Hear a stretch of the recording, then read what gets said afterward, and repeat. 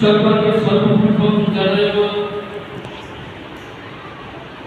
পরমাচরণ মধর্মণি মহত্তার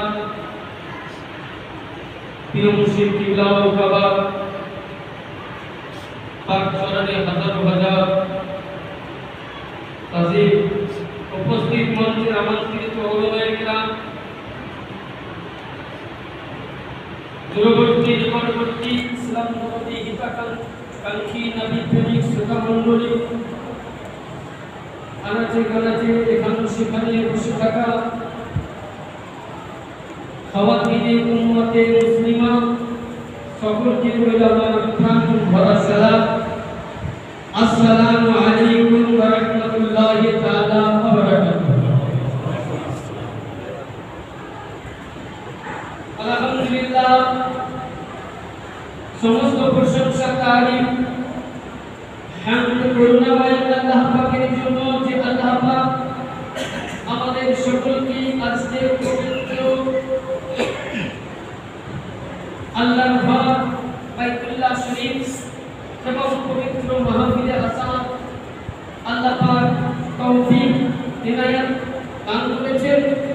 তাই আল্লাহর দরবারে আমরা সকলে মিলে শুকরিয়া আদায় করি। জোরে সোরে ভক্তি ভরে প্রাণ খুলে মন খুলে অন্তর খুলে বলুন আলহামদুলিল্লাহি রাব্বিল আলামিন।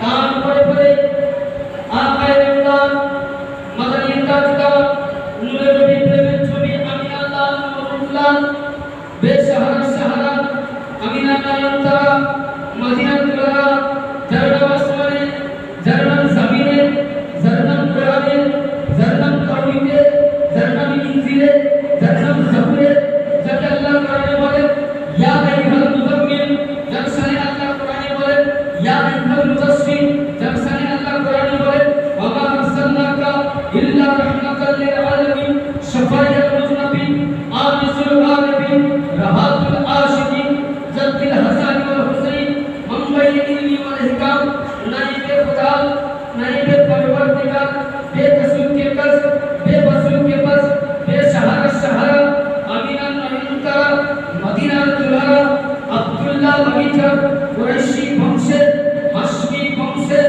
উদ্ভিদ সৌন্দর্য বাগিচা, সৌন্দর্য গোলাপ ফুল, যার নামে পাক নবী মুহাম্মদ রাসূল সাল্লাল্লাহু আলাইহি সাল্লামকে হাজির ও নাজির পেছন চেনে নবীকে সামনে রেখে गुंबद खजरा मदीना नक्शा के सामने लेके नबी प्रति झूम झूम मन साथ साथ पढ़ो के पढ़ सल्ले अला नबी सल्ले अला नबी सल्ले अला मुहम्मदी सल्ले अला हबीबना सल्ले अला मुहम्मदी जन्नत मिले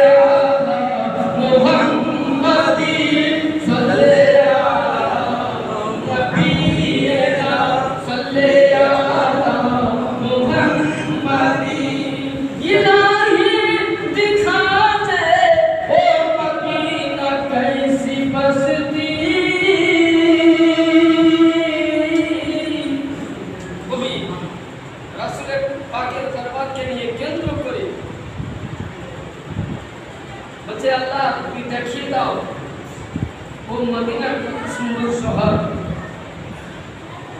যেটা হলো জান্নাতের জান্নাত ধরে বলে সুবহানাল্লাহ। ইলাহি দেখা দে ও মদিনা कैसी बसती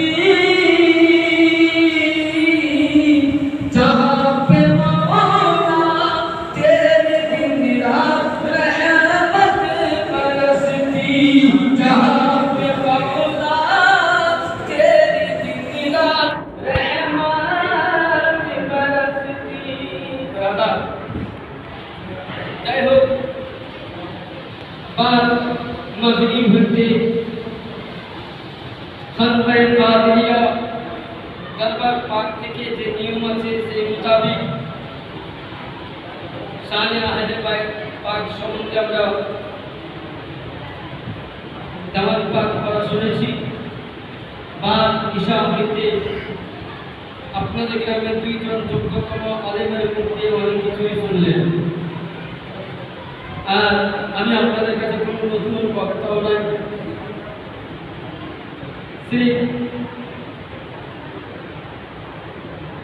একটি হাদিস যেহেতু আমার মুখে আপনারা কয়েকবার ইমাম পাক সাহেব আমি শুনিয়েছি, আমি কয়েকটা মওযু নিয়ে আজকে আলোচনা করব। যেহেতু আমরা আহলে বাইত ভক্ত, রাসূল প্রেমিক, মহান আল্লাহ পাকের কোরআন থেকে আমি আয়াতে মুকাদ্দাসা তেলাওয়াত করেছি সূরা আল বাকারার দ্বিতীয় পারা। আল্লাহ পাক বলেন ফালা তাকুলু লিমান ইয়াকতলু ফি সাবিলিল্লাহি আমওয়াত, जो लोग अल्लाह के राह में कत्ल किए गए उन्हें मुर्दा मत कहो। मेरे बोले सुभान अल्लाह। शहीद হয়ে গেলে তাদেরকে মুর্তা বলো না, বল আহিয়া तुम लोगों को गुमान का खबर नहीं, जिंदा वो জীবিত। ব্রাদার, আজকে যে আমরা এই যে মাহফিলটা সাজিয়েছি, এটা তো হলো এক আমার ইমামের পাক আলাইহিস সালামের 40ওয়া পাক এবং এক পবিত্র আল্লাহর ঘর। তাহলে আজকে আমরা কত জায়গায় বসে আছি? বুখারী শরীফের হাদিস দ্বিতীয় খণ্ডের মধ্যে লিপিবদ্ধ আছে, আল্লাহর নবী দয়ার নবী বিশ্বের আকা নবী মুস্তাফা মুহাম্মদুর রাসূলুল্লাহ সাল্লাল্লাহু তাআলা আলাইহি সাল্লাম হাদিসে মুবারকের মধ্যে বলেন, কুবুরুস সালিহিনা রিয়াজুম মিনাল জান্নাহ। যেই জায়গায় নবীর আলোচনা হয়, যেই জায়গায় সাহাবাদের আলোচনা হয়, যেই জায়গায় আল্লাহর ওলিদের আলোচনা হয়, যেই জায়গার মধ্যে আহলে বাইতের আলোচনা হয়, নবী মুস্তাফা বলেন সেই জায়গাটি কিয়ামত কাদওয়া গ্রামের মসজিদ থাকে না বা কোনো মহল্লা থাকে না, বরঞ্চ আজকে আপনি আমি ডবল জান্নাতে বসে আছি। কারণ মসজিদ হলো আল্লাহর ঘর, यही एक जन्नत है और जहां मिलादे मुस्तफा होता है, जिक्र अहले बैत वहां भी जन्नत है। এখানে নবী ও রাসূল আহলে বাইতের পাকে পঞ্জাব করে জিকির করা হয়, সেই জায়গায় আমরা জান্নাতে বসে আছি। বলে বলে যদি এই জায়গায় আজকে আপনার আমার মৃত্যু হয়ে যায় তো কসম খোদার খেয়ে বলছি কিয়ামত অবধি আপনার কবরে হিসাব হবে না। বলে বলে আপনি এটা জান্নাতের বাগিচায় বসে আছেন। ব্রাদার, আমরা সকলেই জানি কিছুদিন পূর্বে আমার পূর্বের বক্তা হযরত আল্লামা মাওলানা আফসার আলী সাহেব মাদ্রাসা আলী তিনি বক্তব্য রাখছিলেন সাইয়েদনা ইসমাঈল আলাইহিস সালাম সম্পর্কে। যে কুরবানি 10ই জিলহিজ্জা কুরবানি, ও মসলাটা গুরুত্ব দিয়ে শুনবেন। আল্লাহ পাক কোরআনে বলছেন, আল্লাহ পাক কোরআনে বলছেন ইব্রাহিম আলাইহিস সালামকে কুরবানি দিতে। আবার আল্লাহ পাক ইব্রাহিমকে বলছেন, ইব্রাহিম জান্নাত থেকে তুম্বা নিয়ে ইসমাঈলকে উঠিয়ে নাও আর ইব্রাহিমের চুলের নিচে করো কি তুমি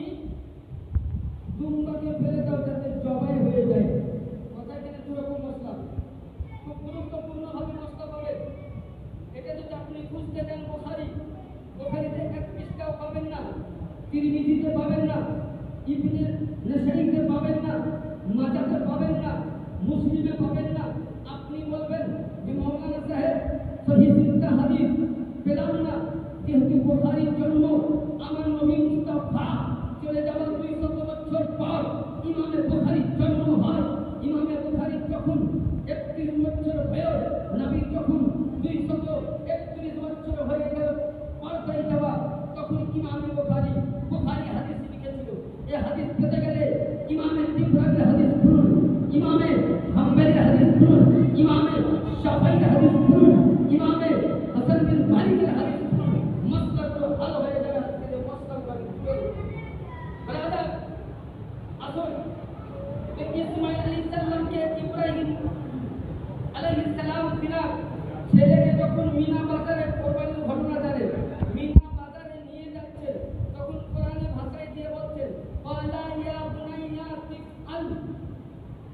ইব্রাহিম আলাইহিস সালাম ছেলেকে বলছেন ওয়ালা ইয়া বুনাইয়া তিফআল, এ বেটা আমি সবচেয়ে মাধ্যমে দেখলাম তোমাকে আমি জবাই করছি। সুবহানাল্লাহ, তোমাকে আমি জবাই করছি, এটা আল্লাহর হুকুম, তোমার রায় কি? তো ইব্রাহিম পয়গম্বরের লক্ষ্য থেকে নূরে নজর সাইয়েদনা ইসমাঈল জবিউল্লাহ আলাইহিস সালাম বলছেন মাতা সাতাজুনি ইনশাআল্লাহ মিনাস সাবিরিন। হে আল্লাহর জান, যদি আপনার প্রতি আল্লাহর হুকুম হয়ে থাকে, আল্লাহর যদি আপনার প্রতি পারমিশন হয়ে থাকে, আল্লাহ যদি ইসমাঈলের রক্তকে দিয়ে ইসলামকে যদি বাঁচাতে চান, হে আল্লাহর নবী, এ যদি হুকমে খোদা হয়, আমি রাজি আছি। ধৈর্যশীল ভাবে এবার ইসমাঈল জমিনের মধ্যে শুয়ে গেলেন। আল্লাহ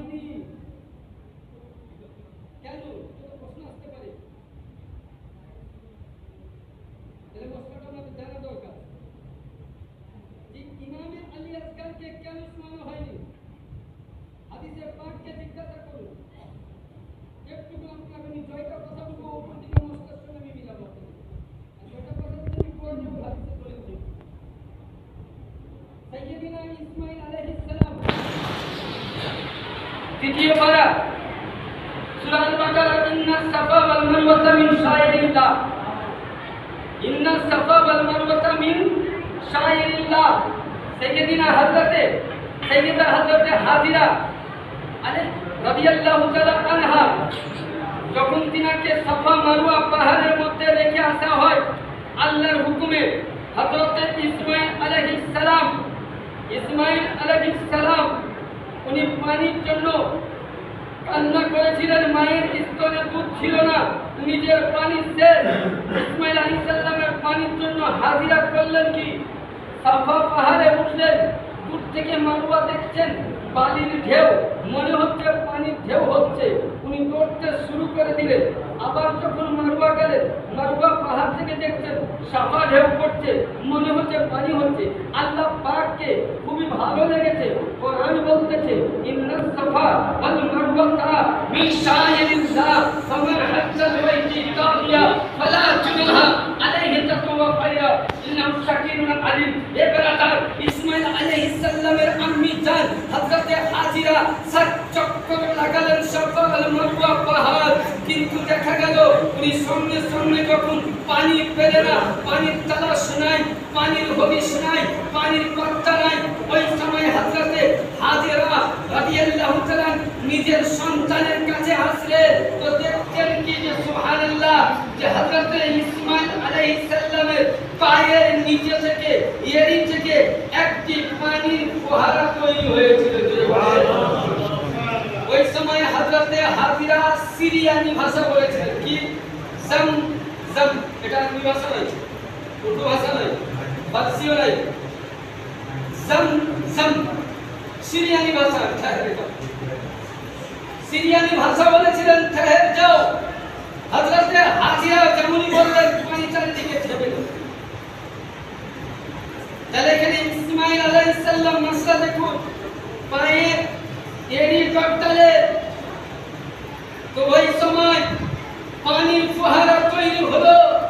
তো কারবালার প্রান্তরে আমার ইমামে পাক আলাইহিস সালামকে কুফাবাসীর মধ্যে আহলে বাইতের একজন প্রশ্ন করছে, হুজুর ইসমাঈল আলাইহিস সালাম যদি পায়ে গুটি কাটিয়ে পানি বার করতে পারে, এ তো ইসমাঈলের আওলাদ, তো একে আপনি জামিনে কেন শোন না?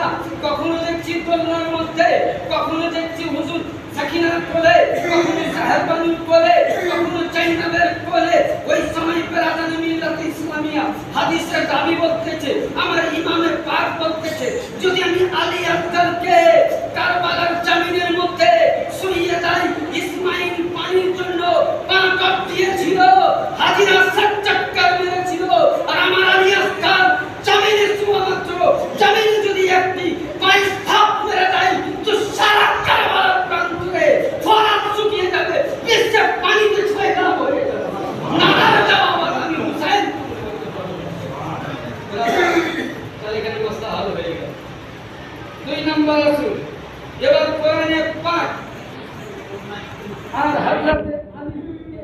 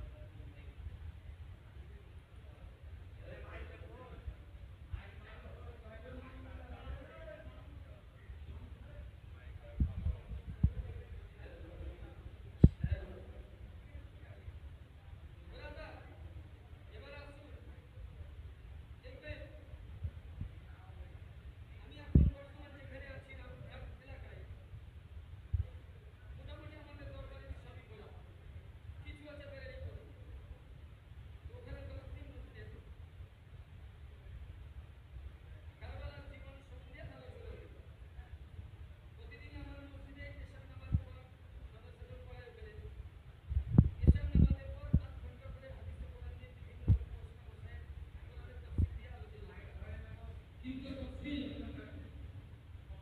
কারবালার সঙ্গে আলোচনা। এই পার্শ্বে গ্রামেরই একজন ইমাম সাহেব মানে আমার উপরে ফতোয়া দিয়েছেন, বা আরো যে তিনজন মাওলানা ছিলেন তাদের উপর ফতোয়া দিয়েছেন যে এরা নাকি সিয়া যদি বলেন আপনাদের ইসলাম কি বলবেন আমি সুবহানাল্লাহ কেন বললাম এরা নাকি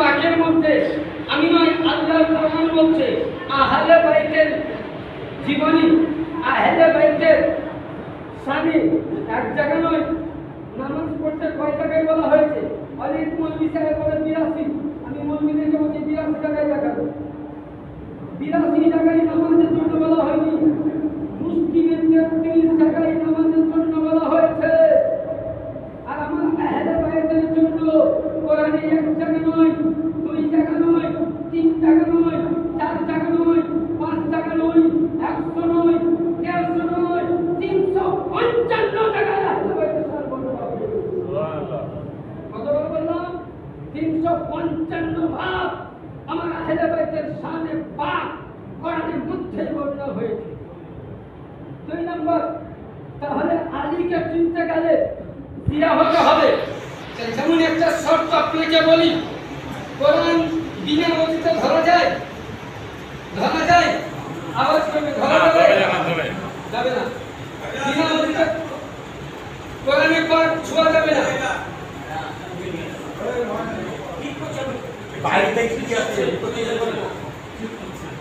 এই জানার মাইক রাখো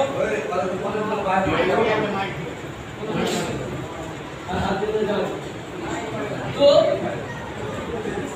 কোরআনে পাক শুনতে গেলে আপনার আগে নাপাক অবস্থায় কোরআন ছোঁয়া যাবে না, বিনা অজুতে কোরআন ছোঁয়া যাবে না। কোরআন শুনতে গেলে আপনাকে কি করতে হবে? আগে তাহারাত হাসিল করতে হবে, মানে পাকিজা। নাপাক থাকলে পাক গোসল করতে হবে, নাপাক না আছেন পরিষ্কার আছেন নামাজ পড়ছেন তবু আপনাকে পবিত্রতা রাখতে হবে। কি আপনাকে ওযু বানাতে হবে। তাহলে কোরআন শুনতে গেলে ওযুর প্রয়োজন রয়েছে। কোরআন যেমন পাক, আলিয়ের নাম আলিও পাক, কোরআন তাহির আলী মুতাহির। কোরআনকে শুনতে গেলে ওযুর প্রয়োজন আছে, আর আলীর মহব্বত করতে গেলে মায়ের হালালি সন্তান বলে। নারে তাকবীর, নারে তাকবীর, নারে রিসালাত, নারে রিসালাত। তাহলে বুঝা গেল কোরআন শুনতে গেলে ওযুর প্রয়োজন আছে, আর আলীর মহব্বত করতে গেলে বাপকে নেই মাকে হালালি হতে হবে, তবে আলী কথা করতে হবে। তার জন্য কোরআন নয়, তিরমিজি শরীফ ৩য় খণ্ড বাবে মানাকিবে আলী মুর্তজা বলতেছেন আল কোরআন মা আল আলী, আলীও কোরআন পাক। আলী কোরআনের সঙ্গী, কোরআন হলো আলীর সঙ্গী। আমরা কোরআনে পাকে বিভিন্ন জায়গায় বিসমিল্লাহ দেখতে পাই, দেখা পাই না? আওয়াজ করবে পাই না? পাই না? পাই। বিসমিল্লাহর নিচে পে আছে না নাই? তার মধ্যে খোটা আছে না নাই? তাহলে বেটা খোটাটা কি একটু মনে করা উচিত। আমি আপনাদের কাছে বলেছি যে ইমাম পাক সন্তানি 2-4টি করে মশলা দেব, এবং কালকে প্রোগ্রাম করে আমার